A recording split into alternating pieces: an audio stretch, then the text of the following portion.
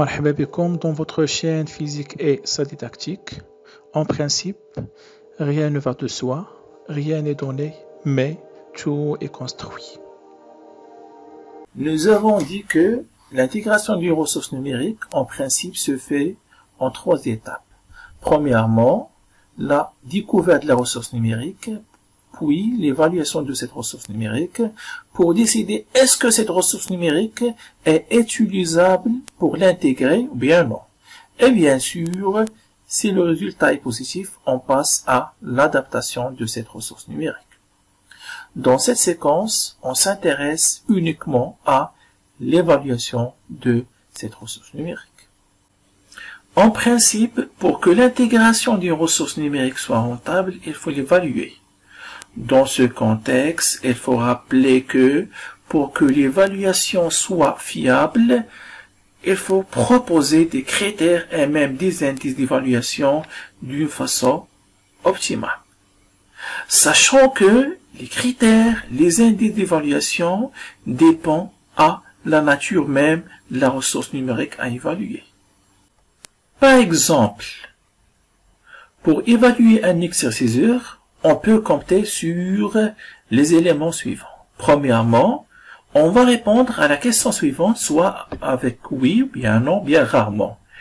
La première question, c'est tout simplement, est-ce que cette ressource numérique traite les erreurs ou bien non?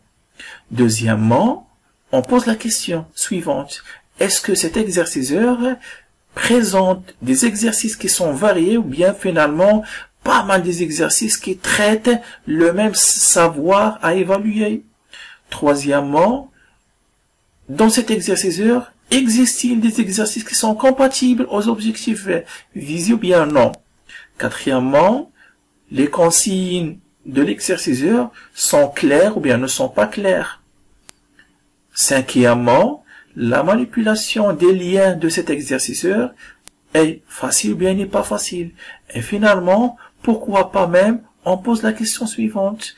Y a-t-il des médias qui sont intégrés dans cet exerciceur ou bien non? Sachant que cette intégration sera très importante, par exemple, pour les élèves de collège, avec l'intégration d'un son qui réclame que la réponse de l'élève sera vrai bien faux. Alors, un exemple d'activité à travailler sur elle. Essayez de faire l'évaluation de cet exerciceur en se basant sur ce tableau d'évaluation. Très bien, voici l'exerciceur à évaluer. Premièrement, je remarque que j'ai pas mal de leçons à travailler sur elle. Je commence par exemple avec les réactions entre les solutions acides et basiques et même solutions acides et métaux. Donc je tape. En attendant, bien sûr, si je travaille en ligne avec mes élèves, bien sûr, il faut toujours être attentif.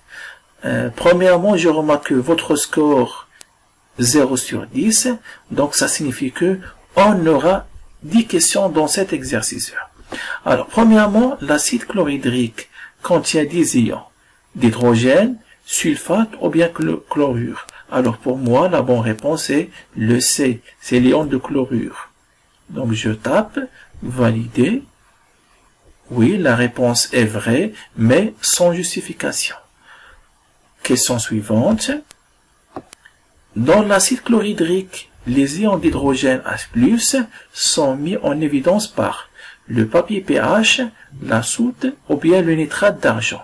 En principe, c'est le papier pH. Mais par exemple, d'une façon même fausse, je vais choisir la réponse C. Valider. Question suivante. Donc, la réponse, bien sûr, n'est pas vraie, mais sans traitement de la réponse. Et je passe immédiatement à la question suivante, ainsi de suite.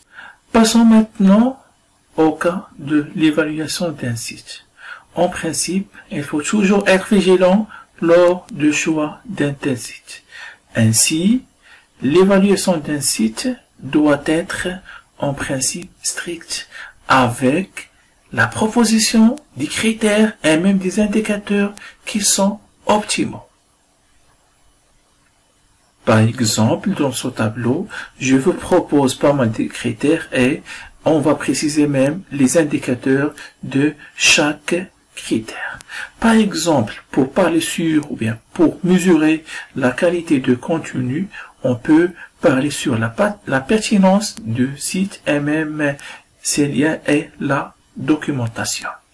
Pour la valeur scientifique de la source, je peux mesurer cette valeur en parlant sur la réputation du site et même sa crédibilité. La mise à jour, bien sûr, c'est très important. Alors, tout simplement, on peut mesurer la qualité de la mise à jour tout simplement avec l'historique des événements et même la fréquence de mise à jour. Quatrièmement, on part sur le degré de facilité d'usage. On peut mesurer ce degré tout simplement avec l'organisation logique et même l'architecture de la navigation qui sera très important. Finalement, pour le design et même pour l'esthétique, on peut parler sur la lisibilité, l'affichage, les multimédias et même l'interactivité. Ainsi, je peux réduire tout ça dans un tableau qui contient les éléments suivants. Premièrement, pour évaluer d'une façon directe un site, on peut parler sur la clarté de la page d'accueil. Est-ce que cette page d'accueil est bien claire ou bien non?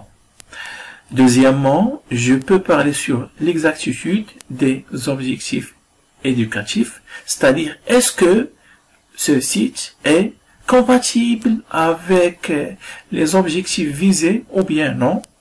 Troisièmement, je peux parler sur la pertinence des ressources numériques et même la qualité de la langue, sans oublier la clarté des instructions, lisibilité des textes, la qualité des images, l'efficacité des liens et même la possibilité de télécharger des ressources numériques.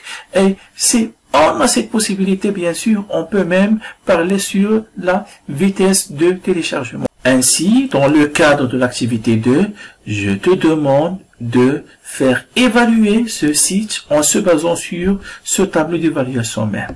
Donc, voici le site à évaluer. J'ai pas mal de parties. Je travaille par exemple sur le cas de l'optique géométrique et précisément le cas de la focométrie, qui consiste bien sûr à préciser expérimentalement la distance focale d'une lentille. Par exemple, ici, j'ai 4 méthodes à faire. Je commence par la première méthode. Donc, voici le principe. Donc, même, je vais faire varier le fond pour être lisible. Donc, j'ai le principe, le protocole, ainsi de suite. Donc, finalement, ce sont des détails à revoir pour évaluer prochainement, Inch'Allah, ce site de sciences physiques.